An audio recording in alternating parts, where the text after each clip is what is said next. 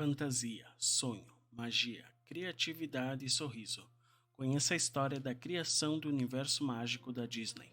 Em alguns momentos da história, ficção e realidade parecem se confundir. Essa afirmação é especialmente verdadeira quando o personagem em questão é Walt Disney e seu mundo encantado, que se tornou um universo de referências no imaginário infantil de sucessivas gerações no mundo inteiro. Mas antes, não se esqueça de se inscrever no canal, ativar o sininho de notificações e nos ajude a chegar aos primeiros 1000 inscritos. Sua ajuda é muito bem-vinda. A história da Disney começa com Walter Elia Disney, que nasceu em Chicago no dia 5 de dezembro de 1901. Filho de Elias Disney, um empreiteiro de origem canadense, e Flora Disney, uma professora do primário. Ainda pequeno, mudou-se para uma fazenda no interior de uma pequena cidade com um pouco mais de 5.000 habitantes, que ficava a 150 quilômetros de Kansas City. Nesta época, o pequeno artista registrava tudo o que via, desenhando os animais da fazenda e dos campos ao redor. Posteriormente, usou muito do que viu na criação de seus personagens e de suas animações e até mesmo como inspiração para seus parques. Aos 16 anos, tentou se alistar no exército, mas como não havia atingido a maioridade, foi negado seu pedido durante a Primeira Guerra Mundial. Então, junto com um amigo, entraram para a Cruz Vermelha e pouco tempo depois, Walt foi enviado para a França, onde passou um ano dirigindo uma ambulância da Cruz Vermelha. De volta aos Estados Unidos, matriculou-se no Kansas City Arts School e até mesmo entrou para a Ordem de Molay. Em seguida, trabalhou em algumas agências publicitárias. Depois entrou em uma companhia cinematográfica, na qual ajudava a fazer cartazes de propaganda dos filmes. Já com 18 anos, foi trabalhar como aprendiz de desenhista em um pequeno estúdio chamado Gray Advertising Company, em Kansas City, onde conheceu Ub Wilkers, que posteriormente se tornou o mais importante associado de Walt Disney no início de sua carreira. Sua responsabilidade no novo emprego era criar desenhos agrícolas, que não lhe interessavam muito, mas lhe davam a oportunidade de desenhar vários animais. Depois de algum tempo, conseguiu uma câmera fotográfica emprestada e ensaiou suas próprias animações. A primeira produção foi uma série de comerciais gags ilustrados conhecidos como New Love Agreements. Com o irmão Roy e o amigo Bill Wilkers, Walt criou a primeira produtora Love Agram, que animava contos de fadas. Esses desenhos animados eram exibidos no cinema local antes dos filmes. Porém, Walt era ambicioso e imediatamente começou a trabalhar em uma série de histórias infantis, entre as quais Cinderela e uma versão cinematográfica de 7 minutos de Chapeuzinho Vermelho. Infelizmente, a Love Agram não conseguia vender essas histórias. Em 1923, mudaram-se para Hollywood em Los Angeles. Em Hollywood, Walt contratou a distribuidora de filmes M.J. Winkler, dizendo que o seu estúdio de animação tinha diversos filmes para vender. A Winkler não só aceitou a oferta, como também iria pagar $1.500 por cada filme.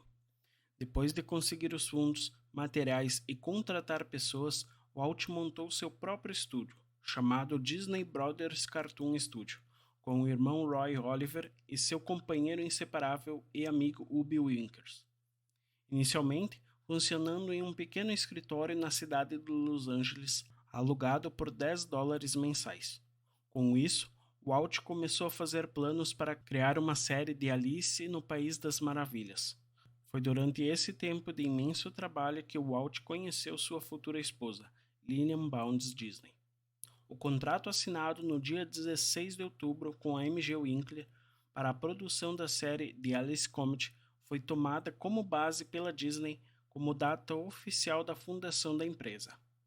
Walt passou então a se dedicar ao que seria o seu maior talento, as histórias infantis. O primeiro episódio de Alice no País das Maravilhas, que inicialmente foi denominado The Alice Comet, uma série popular sobre uma garota de carne e osso em um mundo de desenho animado, foi lançado no dia 24 de março de 1924 e começou a fazer sucesso. 3 anos depois, Alice no País das Maravilhas já não era um sucesso tão grande. E Walt, juntamente com sua equipe formada por nomes talentosos como Hugh Herman, Walker Harmon, Han Hamilton, Rudy Uzzin, Ub Wilkers e Friz Freleng, criaram um personagem que seria um sucesso, Oswald, o Coelho Sortudo, cujo primeiro desenho estreou no dia 5 de dezembro. O problema é que Walt ainda não era um gênio empresarial que viria a se tornar. Em virtude de um contrato mal assinado, acabou perdendo os direitos do personagem, a equipe de desenhista e as encomendas. A briga ocorreu porque Charles Mintz, criador do personagem Pica-Pau, então distribuidor dos desenhos, quis reduzir os custos dos filmes e Walt não concordou. E graças a um contrato não lido com atenção, Oswald passou para as mãos de Mintz. A essa altura, Walt já havia abandonado completamente sua carreira como desenhista e animador para concentrar todas as suas energias na área de produção. Para superar a fase difícil e contornar os prejuízos, Walt Disney teve a ideia de criar um personagem rato chamado Mortimer, enquanto estava em um trem que seguia para a Califórnia.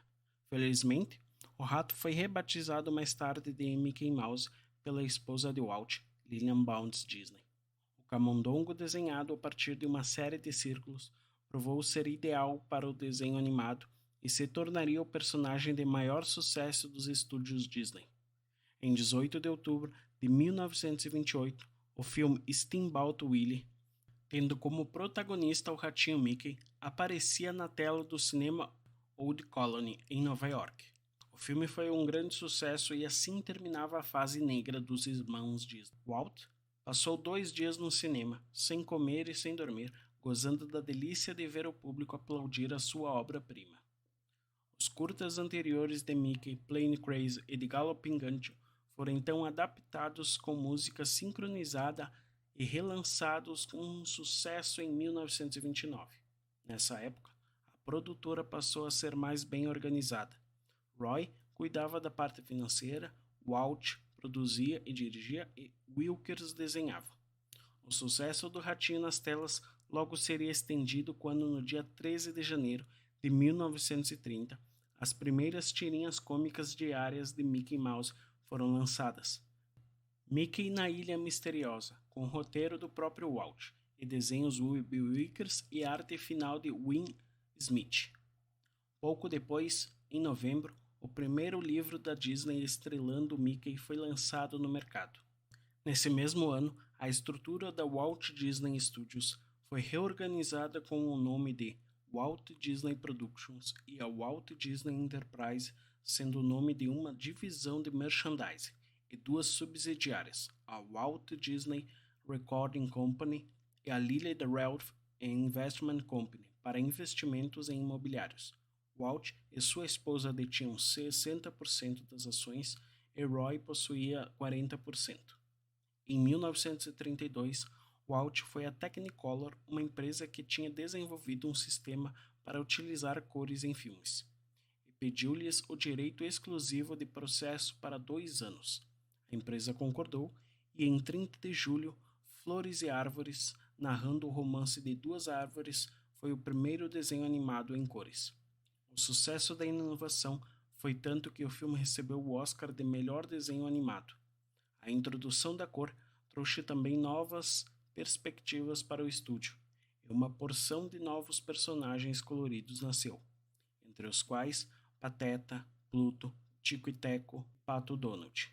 Apesar de tanta produção, a empresa era um saco sem fundo. Embora Roy fizesse de tudo, não havia dinheiro que chegasse para bancar os sonhos de Walt. Foi então em meados de 1932 que Kay Kamen, um vendedor de chapéus, entrou em cena com a seguinte proposta. Mickey seria usado como garoto propaganda em produtos licenciados. Walt e Roy aceitaram, e em um ano o Camundongo estava vendendo 10.000 artigos em quase todos os segmentos do mercado e salvando muitas empresas, inclusive o próprio estúdio. No dia 27 de maio de 1933, a empresa lançou a famosa curta-metragem animada Os 3 Porquinhos, uma adaptação clássica de Walt do livro Cantigas de Roda e Contos Infantis, de 1843, de James Orchard Phillips. Foi nesta animação vencedora de um Oscar que os porquinhos ganharam o nome pela primeira vez, Pfeiffer, Fiedler e Edmundo, e a canção icônica Quem Tem Medo do Lobo Mau tornou-se extremamente popular.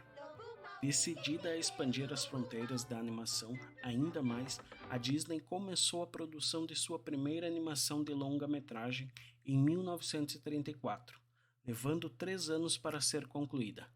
Branca de Neve e os Sete Anões estreou em dezembro de 1937 e tornou-se na época o filme de maior bilheteria em 1939, com um lucro do filme de 2.700.000 dólares. Os irmãos Disney pagaram suas dívidas, compraram uma enorme área em Burbank, nas cercanias de Los Angeles, e iniciaram a construção em uma área de 210 mil metros quadrados de seus modernos estúdios, que lhes custaram 3 milhões de dólares. O estúdio continuou lançando curtas e longas metragens de animação, como Pinóquio, Fantasia, Dumbo e Bambi. Quando a Segunda Guerra Mundial começou, os lucros da bilheteria diminuíram. Quando os Estados Unidos entraram na guerra após o ataque de Pearl Harbor, muitos dos animadores da Disney foram convocados para as Forças Armadas. Aproximadamente 94% do efetivo estava enganjado em trabalhos especiais para o governo, inclusive filmes de treinamento e de propaganda para serviços militares, bem como filmes sobre saúde, que ainda são exibidos por todo o mundo pelo Departamento do Estado norte-americano. Filmes como A Vitória pela Força Aérea e o curta Educação para a Morte foram feitos para aumentar o apoio do público aos esforços da guerra.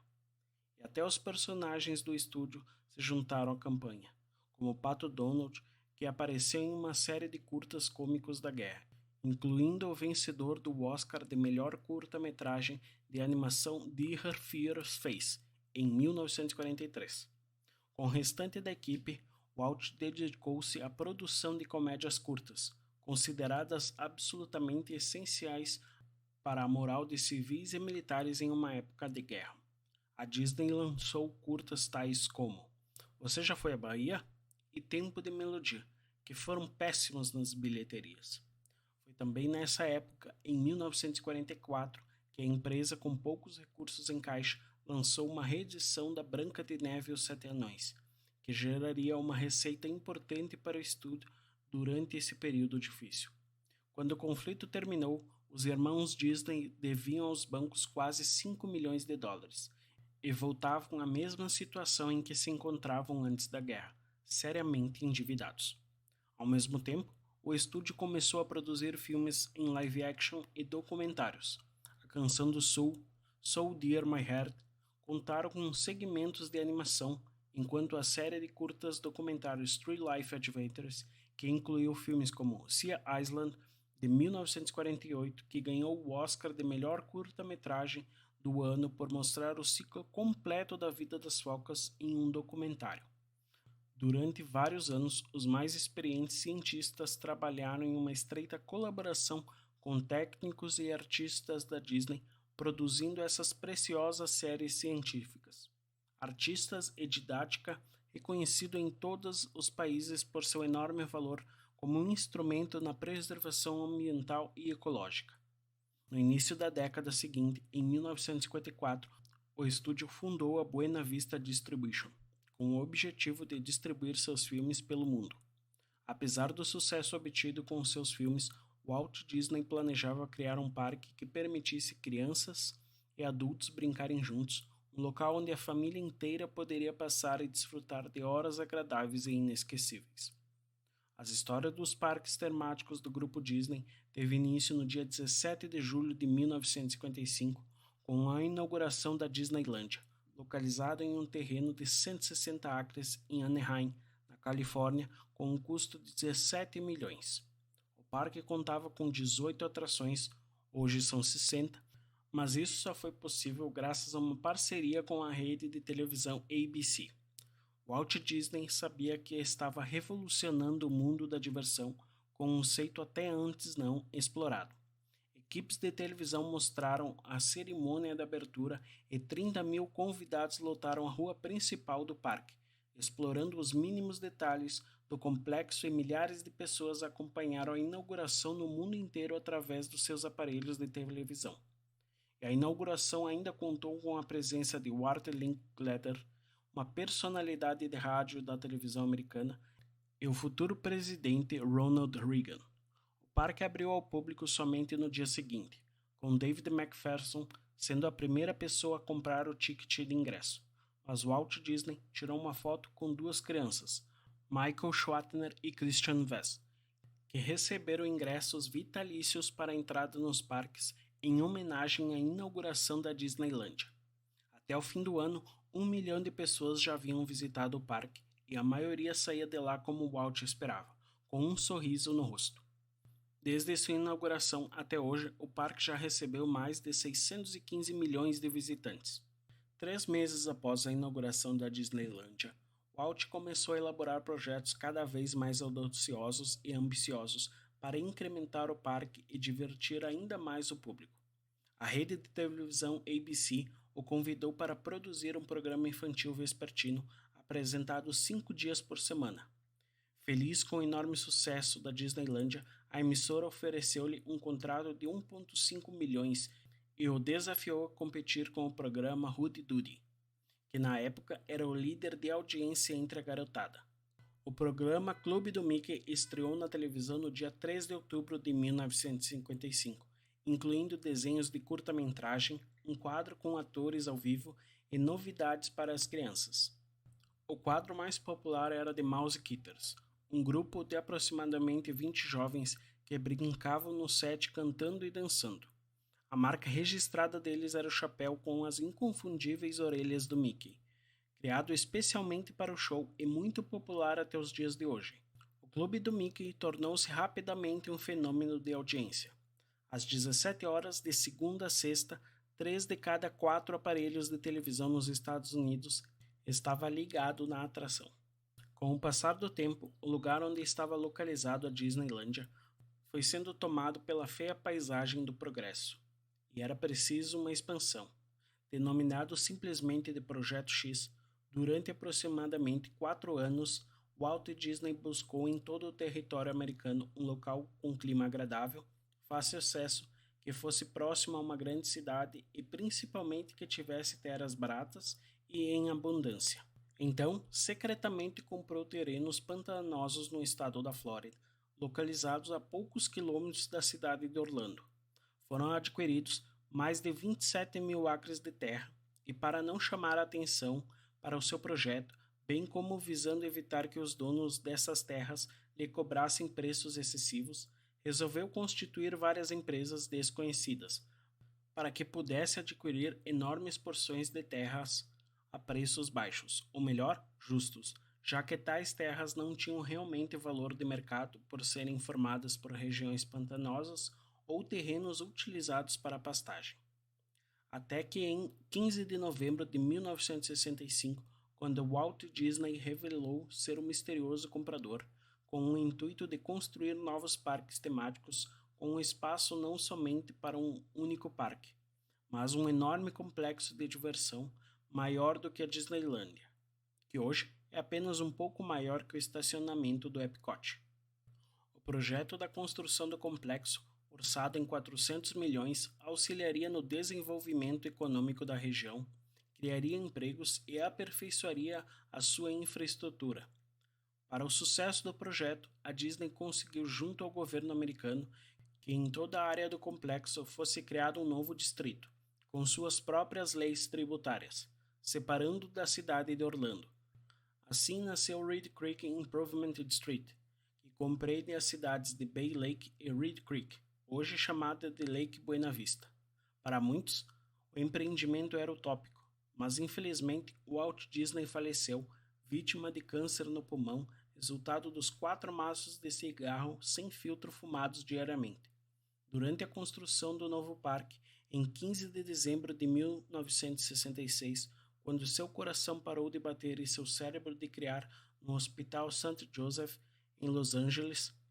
Naquela época, os estúdios Disney já contavam com 21 longas-metragens de animação, 497 curtas-metragens, 56 filmes, 7 episódios de A Vida Como Ela É, 330 horas de Mickey Mouse Club e 330 outros programas de televisão. O projeto teve continuidade comandado pelo irmão Roy, que considerava como o mais fabuloso e desafiante empreendimento de sua empresa, inaugurando o Parque Magic Kingdom no dia 1º de outubro de 1971, depois de 3 anos de planejamento e 2 de construção, ao custo de 450 milhões de dólares. É interessante destacar que o complexo deveria chamar-se somente Disney World. Contudo, Roy resolveu prestar uma homenagem ao seu falecido irmão, acrescentando Walt ao seu nome. Naquela época, o complexo era composto apenas pelo Magic Kingdom, com 26 atrações, dentre elas Jungle Cruise e Small World, 2 hotéis, 3 campos de golfe, alguns barcos e um acampamento. Hoje, já são 4 parques temáticos, 2 parques aquáticos, um complexo esportivo, que inclui até mesmo uma pista de Fórmula Indy, centro de lazer e dezenas de hotéis. A premissa do parque era tornar realidade as histórias dos livros infantis, como por exemplo, Cinderela, e dar a vida aos personagens da Disney, como Mickey, Minnie, Pluto, Pateta, Pato Donald e companhia. Roy inaugurou o parque com uma dedicatória que até hoje está em uma placa de bronze afixada na rua principal do parque e traduz o espírito daquele mundo encantado. Walt Disney World é um tributo à filosofia e à vida de Walter Elia Disney, e ao talento, à dedicação e à lealdade da organização Disney, que tornou real o sonho de Walt Disney. Que o Walt Disney World traga alegria e inspiração e novos conhecimentos a todos os que venham a este lugar feliz. Um reino mágico onde os jovens de coração de todas as idades possam rir, jogar e aprender juntos. A família de Walt, incluindo todos os netos, estavam presentes no dia da inauguração. Conduzida ao palco por Mickey Mouse, Lily, a viúva de Walt, tinha lágrimas nos olhos. Quando Roy lhe perguntou o que o Walt acharia do parque, ela respondeu que provavelmente o teria aprovado. 2 meses depois da abertura do parque, exatamente no dia 20 de dezembro, faleceu Roy Disney, aos 78 anos, e em janeiro do ano seguinte morreu Ub Wilkers. Em menos de uma década, tinham desaparecido os 3 principais pilares de sustentação do grupo Disney. Porém, o espírito e filosofia destes 3 gênios permitiram que a empresa seguisse em frente com seus projetos sempre cheios de magia. Se você gostou do vídeo, não se esqueça de deixar o like, se inscrever no canal e comentar. Obrigado por me acompanhar até aqui, um forte abraço e até o próximo vídeo.